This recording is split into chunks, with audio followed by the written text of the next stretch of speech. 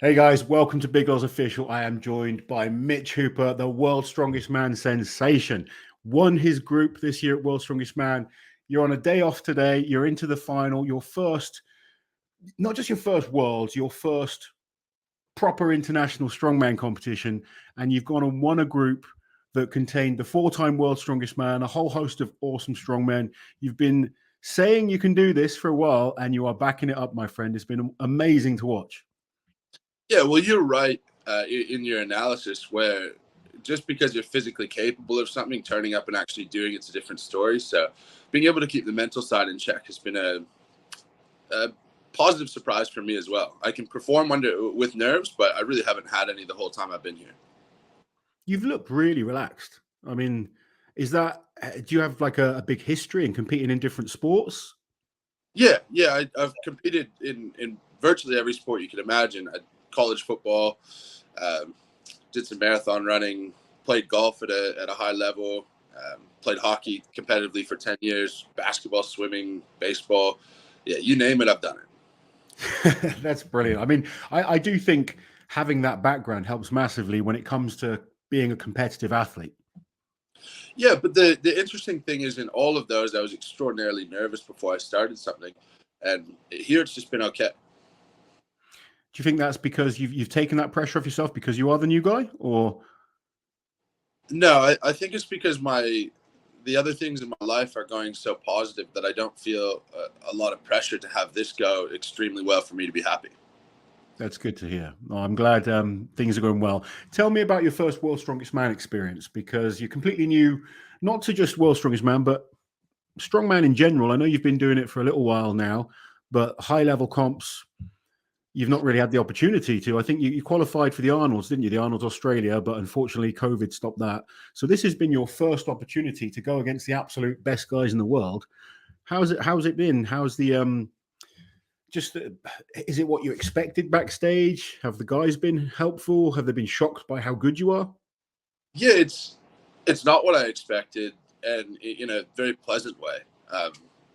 At the community level, the reason I love the sport so much is because it's the only sport I've ever come across where people competing against each other genuinely want each other to do the best that they can, and experience the same thing when we're talking about people's incomes and people supporting their family, and they still want you to perform as well as you can.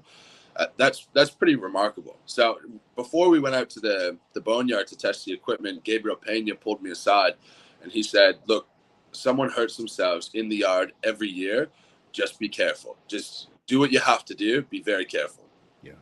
So we head out there, and I'm testing all of the equipment. I go and I'm doing the power stairs, which is in the finals, and I just want to get it out of my head. So I get the implement up to the top. They bring it down, and I start rolling it to practice the duck walk bit. And Bobby Thompson comes up to me, and I was kind of away from everyone, and he goes, "Effing stop it!" And I thought I someone or something. And I go, "Sorry, what do you mean?" And he says, "Someone gets hurt out here every year, and it's about to be you. Stop." And we're talking about legitimate competitors in my group, making sure that I'm ready to go and I'm 100%. So taking care of people like that is it's really remarkable. Yeah, they are all good guys, and like you say, I think I've been lucky enough to be around the sport 20 years, and I've created some amazing friendships through the sport for people all over the world, and we all want to beat each other because we're competitive alpha males at the end of the day, but we all want to beat each other on our best day, and that's something I've always admired about it. Yeah, but you wouldn't if you looked at the NBA, you looked at soccer, you looked at any other sport. You don't find those guys saying, "I hope Messi has a great game and scores a goal." So that you know. Absolutely. So talk me through how you've done so well on these events. I mean, you said we all know you're a great deadlifter. I think you've pulled 475 kilos. Yeah. That's an immense deadlift. So we'll talk more about that in a bit. But you're obviously confident coming in to the deadlift here, even with the slight different element that you got to be quick between implements. It can favor guys that maybe aren't the best deadlifters, but they're faster transitions, good grip, etc. What was your game plan going into that? Well, I was fortunate to have come first in the loading race, so I was able to see what everyone else did on the deadlift. I saw Bobby have a really strong run. He was in the first heat, and so I knew what I had to do. Bobby was 42 seconds. I knew that if I over-under gripped the first 4, that I would be fast enough to beat Bobby, and it just depended on what Brian was doing. So rep 1, 2, and 3 were no issue at all. Rep 4, I'm giving Magnus a hard time because I tell him he's the harder ref, and I specifically requested not to be refed by him. My underhand on that one was so close to opening up when he gave the downfall. And then by that stage, I knew I was probably about 20 seconds. I saw Brian wasn't close. So then I took my time with the straps on the last one. So my time was 31 seconds, but if I rushed with the straps, I probably could have been, I don't know, 27, 28. But your time was the fastest across every group as well, wasn't it? Yeah, but I think it's an error to look at everyone that way, because like me coming in trying to prove myself and in a really tough group, I have to have a different approach than Tom. Tom could cruise through everything. So to look and say I would beat Tom in this or that, I think we have very different intentions. So I'm not counting on that. I love your mindset, because I mean that would be how I'm thinking as well, and I still think like that going into the final. But the fact is, you were the fastest, and at that point of the competition, most guys are still trying 100%, because it's not like you're in a position where you've got your foot in the final and you can take your foot off the gas. Yes, maybe Tom can go a little faster. He only needs to focus on the people that are in his group. But the fact is, you proved that you're an exceptionally good deadlifter, and you must have confidence now going into the deadlift, which will be in the final. My confidence hasn't changed, really. I knew what I could do coming in. I put out a YouTube video. If you go back and you watch, I don't know if you watch any of my stuff. I put out I've watched a few of your things, yes, especially the last couple of weeks. Yeah, but 10 days ago, I put out a video, event by event predictions. And if you go back and watch that, I'm pretty bang on. So you've backed up everything you said. I mean, we had a little chat beforehand. You know, I've been watching what you're doing, and I could see the talent is there. The question was, how are you going to cope under the pressure? You haven't let the pressure get to you in the slightest, which is, it's very rare. You know, people will watch thinking, oh, you know, people will be wanting to say they want to be the next Mitch Hooper now, which is so cool. But it's very rare to see a newbie come in and do what you've done. It's, you know, it shows that your training is spot on, your confidence in yourself, and you've got that it factor to be a high level athlete. I think it's so mental at this stage. So many guys are capable of winning, and I think if you look back in history, the number of guys who haven't won because of their mindset or the pressure they put on themselves or their nerves or whatever it may be, I think there's a lot of potential world's strongest men who never get close because they let that type of stuff get to them. And yeah, like I said, I think just having other things in my life had really helps me. If I were to go back and do it again, I might put a few less things out there because you know as well as I do, everything for me has gone exactly according to plan. I could have dropped the anvil. That deadlift could have slipped out of my hand. There's a lot of things wrong. There's always ifs and buts, and that's something I could, you know, I don't like excuses, because we can all say, what if, you know, the fact is you're backing it up and you're doing it. And you know, as well as me, in competition, anything can go wrong sometimes. But 100%. if you get yourself in good enough position where you're physically capable, then I say this as well, to win World's Strongest Man, you need firstly you need to be good enough, and then you need a little bit of luck. Yeah, absolutely. And still, you got to be good to be lucky. But most competitors wouldn't tell you how close they were to tripping on the loading medley or something. But for me, it's sort of, we're all so fallible. And the thing about people getting very excited about me right now, I think from the strongman community, like the diehard fans, I've earned the respect regardless of how the finals go. Yeah. But if I come 7th or 8th, you know that there's going to be people out there going, oh, just a good set of events, and what a shame, we thought it was the real thing, blah blah blah. So people will get so high on you.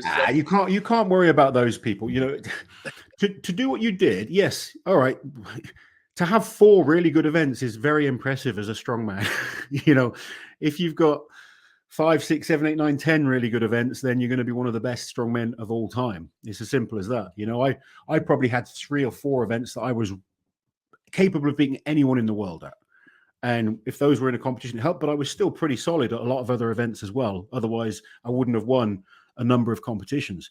And you look at the absolute best guys, the guys like Lissis, Brian Shaw in his prime, Zadrunas in his prime, they don't have weaknesses. And that's why they're consistently so good. They can go to any competition and solidly perform. Obviously, understanding how to peak for competitions is important as well. You've done that fantastically well. And I'm convinced you're gonna back it up in the final. You know, whether you place first or last in that final, you've earned the respect of the athletes, which is more important than just the fans. But I think the fans as well. You know, you're going to have a lot of new fans. You've got new fans in me and Liz, by the way. So I hope that means, you know, something. It means a lot. Yeah, it means a lot. And I think the point in that is, I see however high you get when people are excited about you, you can almost guarantee that you're going to reflect that when people think poorly of you, and we'll all get injured. We'll all have a bad comp. So I'm not really letting myself get too excited about any of that. And something happened yesterday that means more to me than winning World's Strongest Man. And the award that Mark Felix won yesterday, I don't remember the name of the award. It's the John Pollock Award. John Pollock was just someone that worked behind the scenes at World's Strongest Man for many years, and he was very, very loved. He was just an incredible guy. Unfortunately, passed away a few years back, and I heard that they had this award this year, which is so good to hear. Yeah, and I think they've had it in years past as well. I think Luke won it last year, but Colin asked me if I could be around in a few minutes just before he did that, and to stand up there with Rob Kearney, who is obviously making a huge impact in the world, and Manuel Angulo, who is a quality person like you wouldn't believe, and Mark Felix, to stand up there with them and be told that in a week you've made an impression to have a really solid character. I think that's way more important than World's Strongest Man. Absolutely, you're inspiring people, which is one of the nicest things. It's such a strange thing when people come up to you and say, thanks to you, you helped me kind of, you know, keep pushing. You helped me come back from an injury. You helped me, you know, whatever it is, quit smoking, quit drinking, get back into the gym. When you hear these stories, and sometimes you don't realize that you have this effect on people, but you doing what you do, or all of us as athletes doing what we do, it does inspire people. And to hear things like that is just brilliant.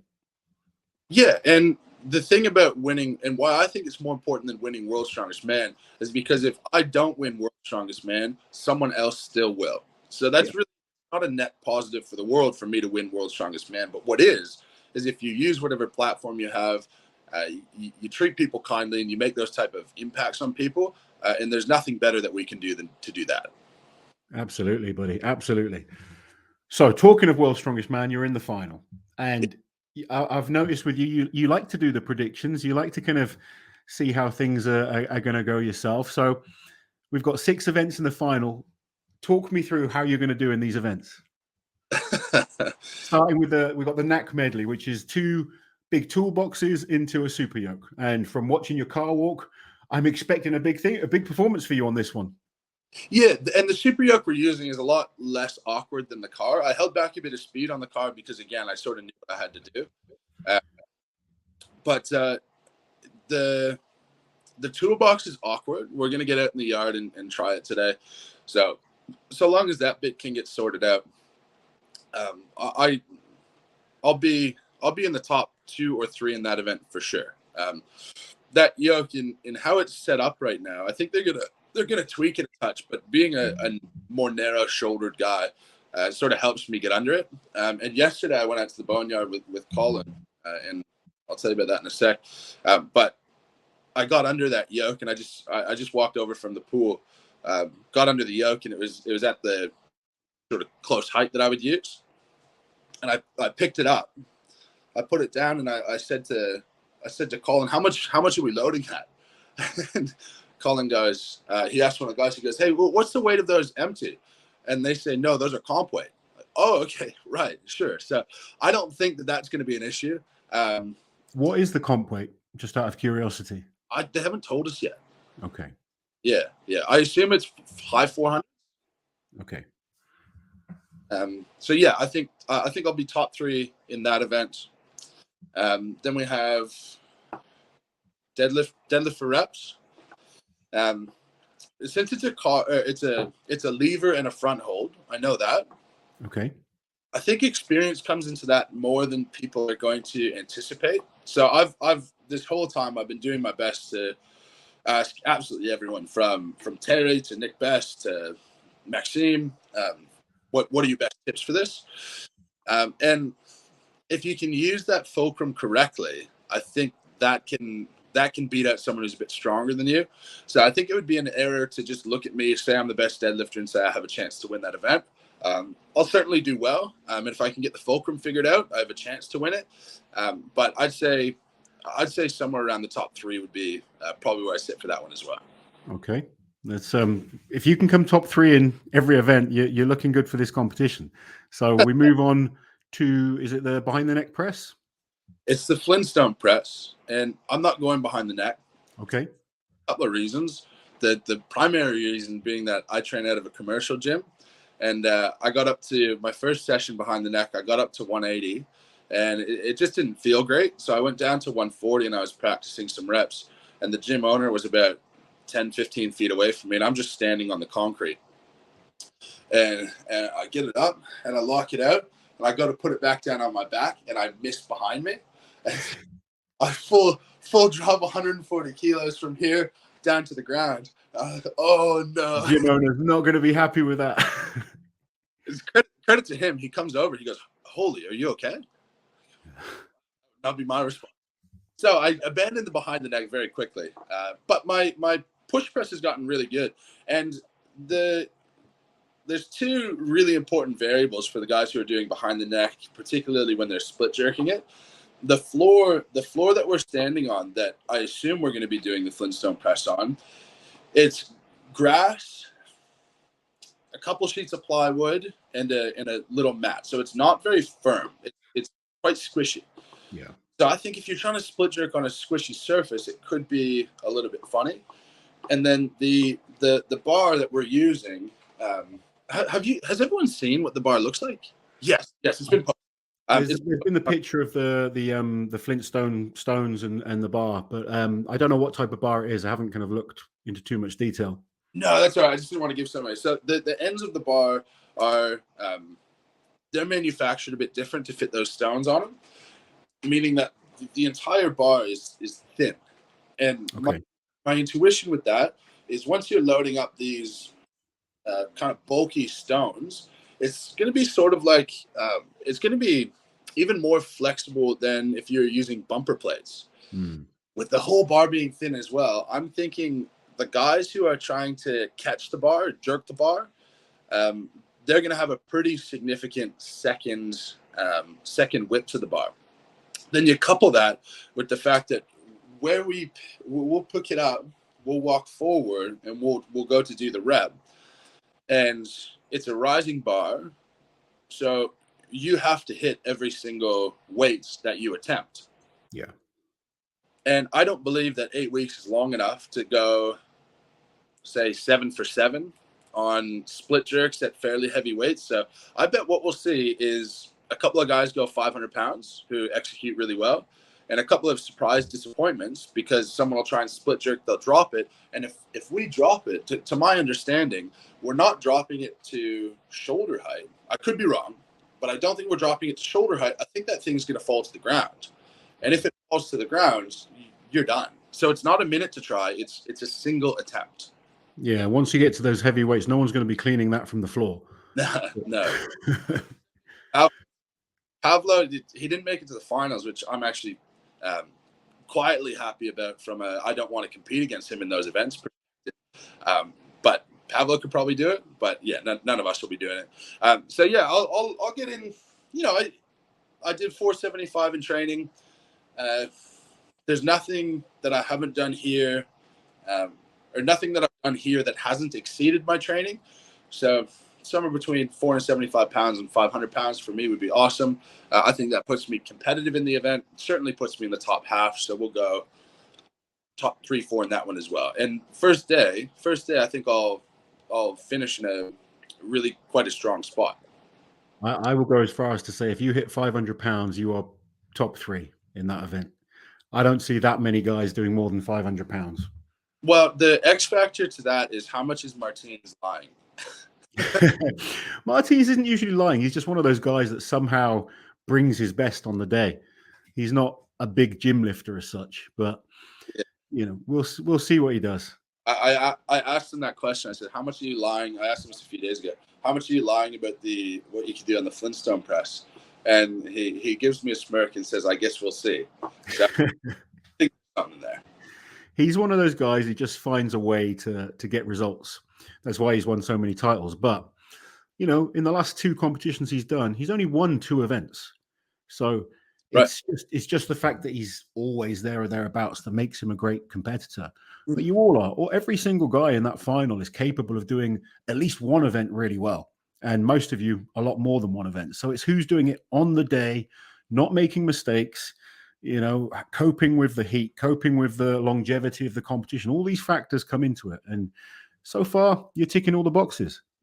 Yeah. And, from a perspective of mentality, I think my mentality suits Worlds, sort of where your warm-ups aren't what you expect them to be. Your timing can be a little bit off.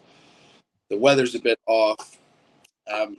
There's a story that the guys from my first Strongman gym like to tell. And I rode a bike 45 minutes from my home to my Strongman gym when I was in Australia.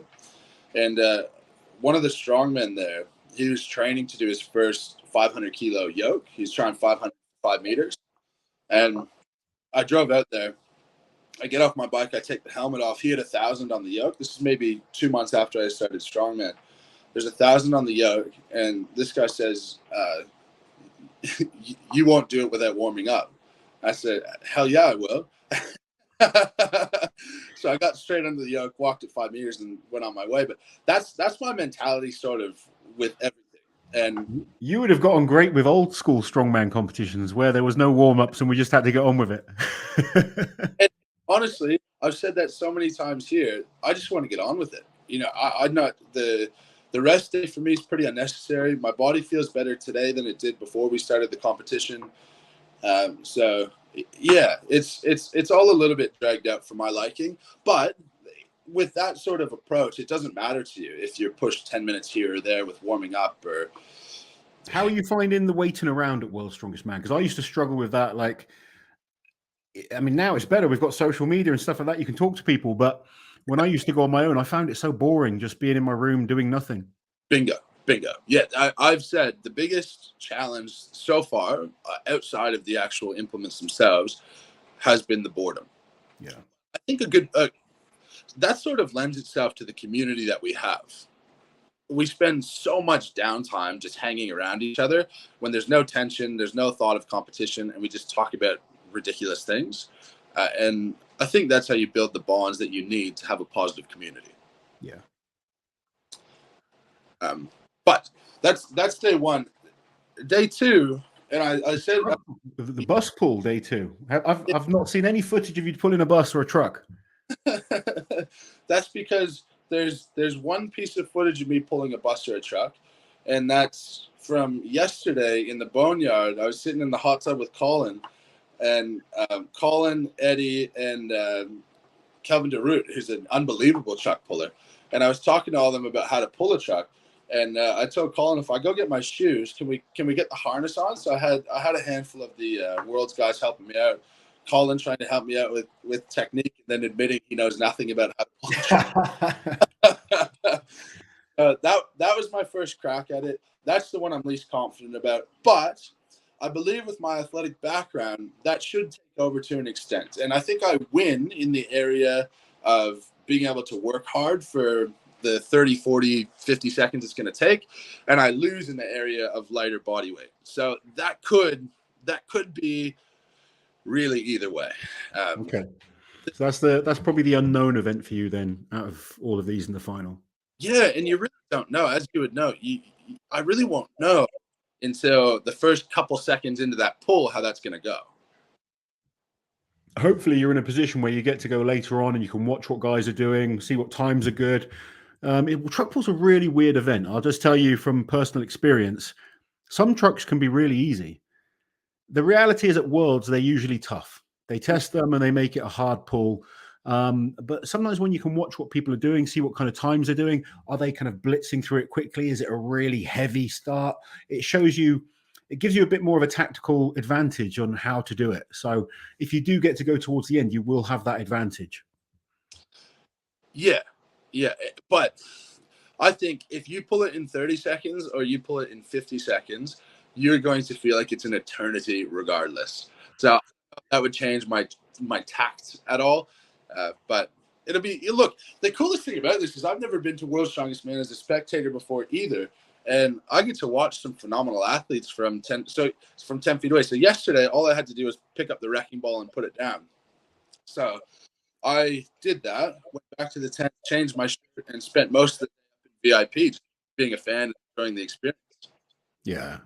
This is the first year they've had the VIP section. Are the fans really enjoying it? I bet it must be incredible for them.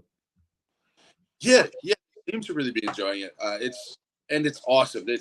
They've got this tent, temperature controlled. They've got their food and their drinks up there. It sort of reminds me like if you were behind the 18th green at a PGA tournament. Yeah. It's very nice, very proper. They got great views of everything, and all the athletes go up there as well. And it's quite surreal having people for the first time sort of in awe of you, people that you have no idea who they are.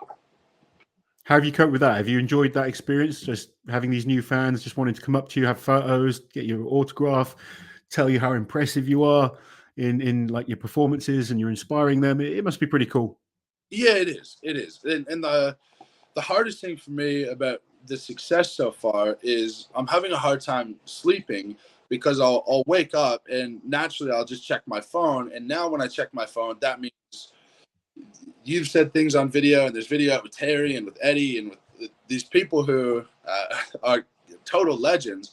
And it's so hard for me to just put that out of my head, try to go back to bed. So I'll get myself wrapped up in things, and I read people's comments and whatnot.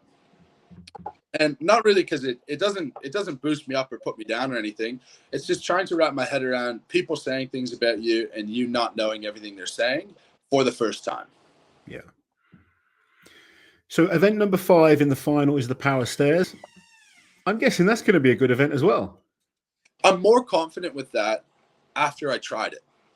I've never done power stairs before. I was able to get the implement up to the top, and with the weight and the weight of the implement, the length of the implement, and the height of the stair, I think getting those 3 implements up is going to put you top, just finishing the whole event.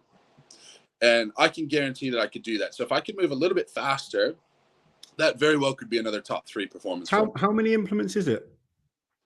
I believe it's 3, but 3. Okay. We're finding exact rules. We're going to have to find out exact rules today, but that's an interesting part about Worlds, that sometimes they hold it back. Yeah, you got the rules meeting in a couple of hours, I think. We're out in the yard testing the equipment in a couple of hours. Okay. Going to tell us the rules then as well, but we haven't really been told. Okay, they will tell you eventually.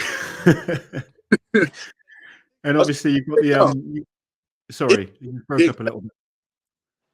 I said the thing is, if they don't, it would work in my favor, because I would be genuinely 100% unbothered if we rocked up on the day and they said it's not 3 implements, it's 5, or it's not 5 implements, it's 3. So the more spanners in the works, I think the better it is for me.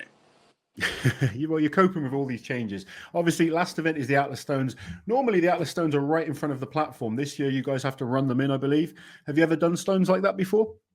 I trained the Atlas Stones at my mom's house, and I didn't want to use tacky and get everything all dirty. So I've trained Atlas Stones strictly with chalk. I ran them through the backyard a couple of times. I posted a video doing that.